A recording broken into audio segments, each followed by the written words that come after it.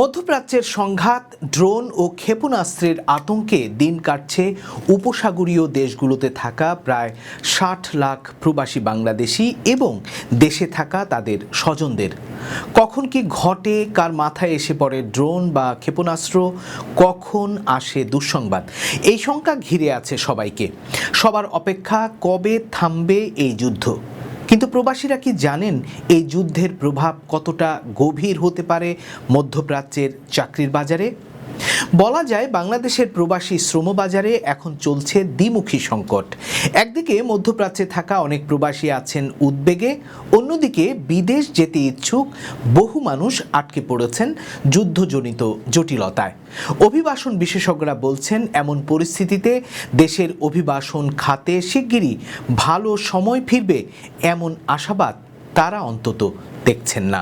Saudi আরবে ধরেন বা ইউএই ধরেন বা কাতার ধরেন, সেখানে অনেকগুলো প্রকল্প হয়তো স্থগিত হয়ে যাবে, বন্ধ হয়ে যাবে, বা গভর্নমেন্টের পেমেন্ট দিতেও ডিলে হবে। তো সেই কারণে অনেক লোক আপনার চাকরিচ্যুত হয়ে যাবে বা চাকরির আর সেরকম কর্মসংস্থান হয়তো থাকবে না। অনেকেরই হবে এই যুদ্ধের পর মধ্যপ্রাচ্যে যে নিয়োগকর্তা যুদ্ধের আগে তার যে প্রায়োরিটি ছিল, এখন যুদ্ধের পরে হয়তো তার প্রায়োরিটি বদলে যাবে। সে হয়তো ভাবছিল বড় একটা কনস্ট্রাকশনের কাজ হাতে নেবে, সেটা নাও নিতে পারে। সে হয়তো ভাবছিল দুটো রেস্টুরেন্ট খুলবে, নাও খুলতে পারে। তো তার মানে হচ্ছে যদি ভিসার মেয়াদই হবে না, অনেকের হয়তো যে চাকরিগুলো নিশ্চিত ছিল, যে চাকরিতে যাওয়ার কথা ছিল, সেটার একটা সংকট পড়বে। যুদ্ধের আগে যেখানে দেশ থেকে প্রতি মাসে ৬০,০০০ থেকে ১ লাখ কর্মী বিদেশ যেতেন, যুদ্ধের প্রভাবে সেই সংখ্যা এখন নেমে এসেছে ১০ থেকে ২০,০০০-এ। অনেকের হাতে ছাড়পত্র ও ভিসা থাকলেও ফ্লাইট চলাচল স্বাভাবিক না থাকায় তারা মধ্যপ্রাচ্যের অনেক দেশে যেতে পারছেন না। কি হচ্ছে, যেই কর্মীরা সে হয়তো ৫ লাখ ৬ লাখ টাকা খরচ করে ফেলেছে, তার সমস্ত প্রক্রিয়া শেষ হয়ে গেছে, তো সে এখন ফ্লাইট ক্যান্সেল বলে যেতে পারছে না।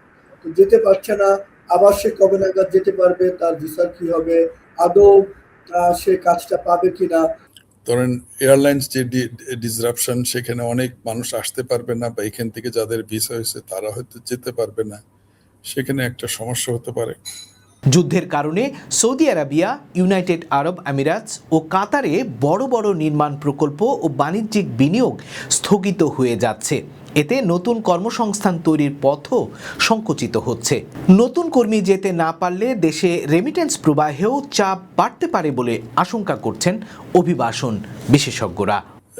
ইমিডিয়েট যে এফেক্টগুলো দেখেন, ইমিডিয়েট এফেক্ট হবে, ধরেন রেমিটেন্সের সমস্যা তো ডেফিনেটলি হবে, তাদের ডেফিনেটলি বাজেটের উপরে একটা চাপ পড়বে। তো বাজেট কাট হলে তো অনেক প্রকল্প বাদ দিবে, অনেক পেমেন্ট আটকিয়ে দিবে।